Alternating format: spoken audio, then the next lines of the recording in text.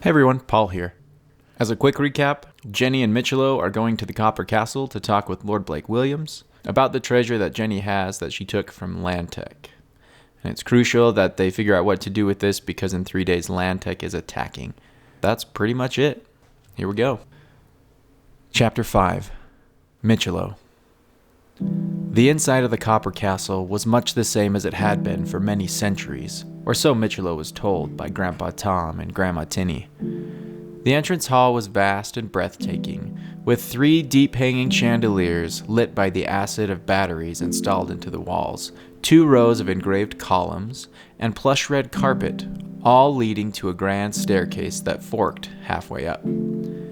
Grandpa Tom had said that the first people to settle here built the castle into the mountain as they dug, unearthing stones large enough to cut into blocks and piecing the building together. This room was most likely their first barracks or mess hall, while the rest of the castle was being built. Then, floors were added above, rooms for their lords and ladies, followed by larger ballrooms, isolated courtyards, and servants' quarters. And they did this while still digging through the belly of the mountain. There were a few floors of dungeons far below the levels of housing, and few, if anyone, ever went down there. No one knows how deep they dug, Grandma Tinny had said. There are still tunnels being discovered down in the depths, and we still dig, as our forefathers did before us. Only, we expand for storage rooms mostly. And don't you forget the dungeons. Those cells are the darkest cells in all the land. Your grandfather, Tom, dared me to go down there once and stay the night. This was when we were kids, of course. And do you know what happened to me when I was down there? A big, lumbering shape appeared and towered over me. I could smell its breath, dead rat mixed with mud and old cheese. I closed my eyes to make the thing go away, and when I opened them, it was only your grandfather. She would laugh then. His breath hasn't improved, mind you. No, he wouldn't stay down there, and he dragged me back up, swearing that he had heard something breathing somewhere. Something sleeping in a cell, something big and probably hairy. I went with him, but as I looked back, I saw a pair of groggy, glowing eyes open and move. Mitchello had thought about this a long time, worrying that whatever was down there may break free and run amok in the castle, and this vexed him for years. It wasn't until Julia, one of his older sisters, mentioned that most of the stories told to them were made up just to keep the kids in line. There were no monsters deep in the dungeons of the Copper Castle.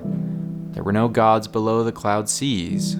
There were no flying people or creatures in the old wars thousands of years ago. He realized that it was Grandpa Tom's and Grandma Tinny's responsibility to keep the children entertained while their honored father and mother ruled the realm on the king's behalf. Still, he'd be hard-pressed to enter those dungeons. Ever. They met Sir Stephen Merkstock at the base of the stairs. He wore his traditional uniform, a black and orange coat and pants under a thin layer of armor and leather straps, and his hair was neatly tucked into a cotton cap. "Morning, my Lord Mitchello," said Sir Stephen. "Come for the birthday feast? I'm afraid you're a bit early. The meal doesn't start until later this evening, but Torben's awfully excited to see you and your siblings today. It's the day he becomes a man, and he won't let anyone here forget it." Actually, Sir Stephen, we're looking for an audience with my father first.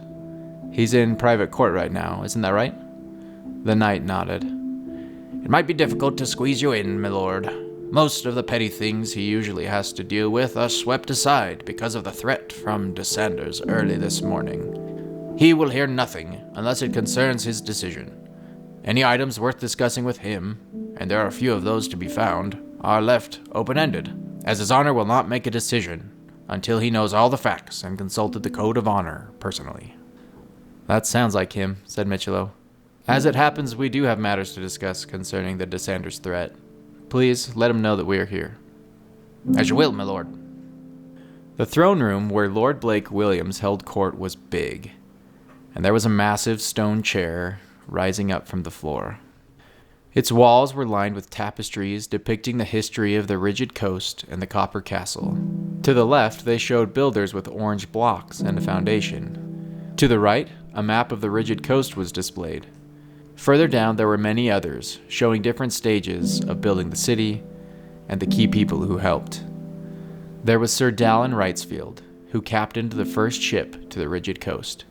Its wooden balustrades and decks gleamed in the sun, while in the background the new land appeared on the horizon. That had happened many hundreds of years ago, each tale more distant than the last. But his name was remembered as a man who had done great things and taken great risks for the advancement of humanity. There was the hand of the blacksmith, Torben Nickel, swinging a great hammer onto a large lump of copper.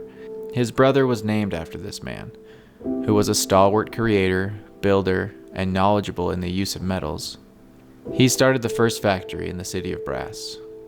Most recently, a tapestry of Father adorned the walls, commemorating the part he played in bringing the known world into one kingdom under King Mathis. Father had led the great assault on Grimtide Mountain, a realm in the woodland Ghats to the west. The Grimtides had openly professed to the loyalty of their own king, and Mathis ordered Father to lay siege to the mountain. Father obeyed and cut all supplies to the realm for 6 months. But the Grimtides were a hardy people, and eventually Father had to move his forces in. The Battle of Grimtide was bloody and very taxing on the realm, leaving both sides casualties in the thousands. But it was an essential battle that loosened the grip of many of the other kings in the known world. The Grimtide king yielded his castle and lands to his attackers, and King Mathis grew in power. For his efforts, Father was awarded the realm of the City of Brass, and has ruled it for more than 20 years. Above the throne was another tapestry, though this one was of the god Lurius, a tangled mess of tentacles that were so big they could level cities. He was the Kraken god, one of 4 in the known world, and he was said to reside in the Tumult Edge to the east, and was the cause of all its writhings and unrest. Under this ugly picture of Lurius sat Father, the book he kept so closely resting under his right hand. "Mitchello," he said deeply. "Father," Mitchello responded, and afterward a silence hung heavy in the air. Lead man-at-arms Sir Nathan White stood to his father's left, his tall stature reaching just past the top of the throne and his chiseled, polished armor gleaming a deep orange. On the right was holy man Danton Mastiff, who held the highest rank in the realm of the followers of Lurius. His long black cloak flowed past his feet and bled onto the dais. It was tradition to have such a man at court to advise and govern the ways of religion, but he was old and lost his voice a year or 2 ago. Still, Lord Williams would consult his holy man and wait patiently for an answer via paper and pencil. Mitchello didn't know what would happen if holy man Mastiff's handwriting was the next to fail. Charades, perhaps. Mitchello was unsure if the government of Lantec reflected the old ways or not, but Jenny seemed unfazed by the 3 heads of state. She stood calmly, her back straight and proper, and bore all the grace of a woman at court. So, she was used to this, Mitchello thought. How much about this woman did he still not know? "Sir Stephen informs me that you have some purpose for visiting other than the birthday feast tonight.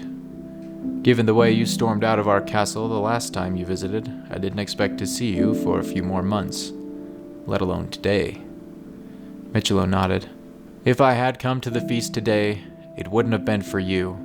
My brother's becoming a man, and what kind of brother would I be to miss that?" "Don't play me false, son," said Lord Williams. "Torben becoming a man gives him certain rights. Rights that you see fit to expose and manipulate. If he decides to leave the castle today and come to live with you, there's nothing I can do to stop him. Please, for the sake of the old man that raised you, let him stay at least another year." "Father, Torben needs to see the real world, not the inside of an orange castle." "That's not half the truth, Mitchello, and you know it. Lord Williams was gripping the arm of his throne so tightly his knuckles turned a pale white. This has to do with last May, and my decision to Tear up the family, Mitchello finished. It might have to do with that, somewhat, yes. It has to do with the shell of the father I once had, clinging to a book for all his actions, and never making a choice for himself again. Son, I had to keep my honor. What would I be if I hadn't? A husband, most likely, Mitchello responded. Sometimes you must throw away your honor for the sake of your family. Holy Man Mastiff stepped forward, waving his hands and beckoning for silence. He then proceeded to write on his notebook for what seemed like ages. Handing it to Sir Nathan White, he stepped back into place. Sir Nathan read, My lords, there is nothing more delicate than the ties of a broken family, but the paths you take only rip yourselves further from each other. Consider, if you will, the other members of your family, especially young Torben and Lady Tempest. Will you not put aside your differences for their sake? Lord Williams waved a hand. We will speak of this another time, son. When we do, feel free to beat me over the head for the sake of my honor and yours. Until then, we must talk of the DeSanders situation. Take it or not, these are your people too. They look to you as much as to me for guidance and strength. Mitchello cooled at his words. In this, he was right. The people are what mattered most, and right now, they suffered. Regardless of whose fault it was, Mitchello knew he must do what was right for his people. As you will, Father. Allow me to introduce Mrs. Jenny Timbers of Lantec, who appeared in my apartment last night, for warmth from the winter chill. Jenny uncapped her hair and let it fall. A collective gasp came from the three heads of state. She has willingly come to you to help you better understand the situation, Mitchello continued. Pray, give her the floor to explain.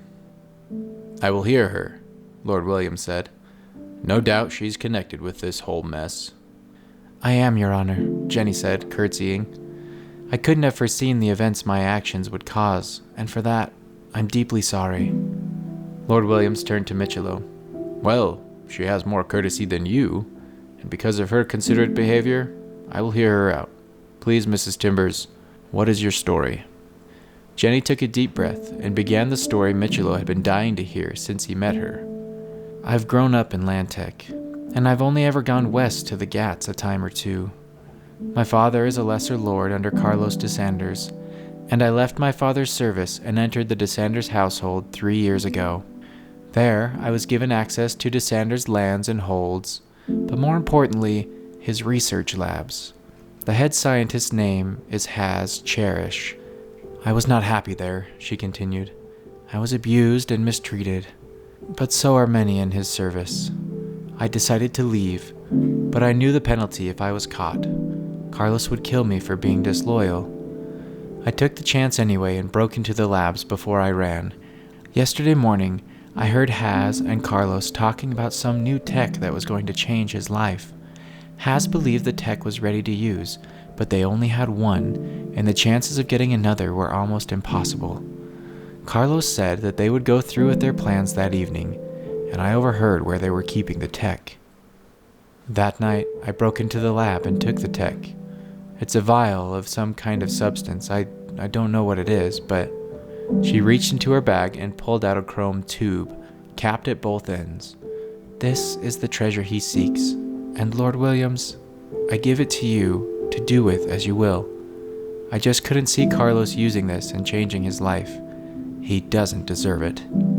I agree he doesn't, said Lord Williams. Tell me, child, how long have you been Lord DeSanders' wife? What? Cried Mitchello. That's impossible. DeSanders was known for taking many wives. It was unknown just how many he had nowadays, but word had it he took a new one each year. But Jenny didn't back down. He married me when I was 17, and I entered his service. My father gave me to him, and I had no choice in the matter. How could you tell? Lord Williams nodded knowingly. You were given access to everything he has. That's all I needed to know. But the way you referred to him as Carlos suggested you were very close with him. Then there's your beauty. Though you are dressed in my son's rags, I can tell you are a beautiful woman. And if there's one thing I know about my neighbor, it's that he craves power and women." She nodded, resigned. "I needed a better life. I ran away, but now I see that my actions have put your city in danger, and I never wanted that. You must believe me." "I see why you left, child, but the choice was not an honorable one. I will accept the treasure from you, and when I see Lord Desanders again, I will give it back to him." He motioned for Sir Nathan to retrieve the vial from Jenny, and the man-at-arms did as instructed. The steel vial was no longer than the haft of a long sword, and just about as round. As the brass knight reclimbed the stairs, he glanced at the vial and asked, "My lord, what if this tech could give Lord Desanders everything he needs to conquer the realm? What if returning this to him turns over your throne as well?" "It is not my place to withhold the stolen property of another man, Sir Nathan." His fingers drummed against the cover of his book. "What a man owns, and I will not deny him that courtesy. Besides, what would I do with such a thing? Value and claims to land are found in the sword and rifle, and of those I have plenty." Mitchello could no longer keep quiet. "Plenty to withstand an attack from Lantec? You saw his automobile just as I did, Father. He has more firepower, tanks, airships, and coal to run them all. Maybe this tech has fallen into our hands for a reason. Can we not at least examine the vial in the mech hall? Maybe Head Mechman Yearsley can see what Desanders plans against us." "Desanders has promised to leave the city in peace if he has the vial," said Lord Williams. "I am suing for peace, Mitchello." "Just like you sued for peace last May," Mitchello said under his breath. He was fuming. "And what does the Code of Honor say will happen to Jenny? Is she allowed to run, or must she be returned to her owner?" Lord Williams looked at him for a long moment. His expression stayed still, but his eyes revealed the gears turning inside his head. "Since you see me as nothing but a shell who holds closely to my honor, I will prove you wrong. In all cases, Mrs. Desanders must return to her husband, but I am willing to strike a deal with you." "The terms?" asked Mitchello. "The girl will be allowed to run. She can catch the train to Leadville tonight. Obviously, sending her through Lantec is counterproductive. From there, she can continue on to Pandus 1, or farther into the Sustenlands. It makes no difference.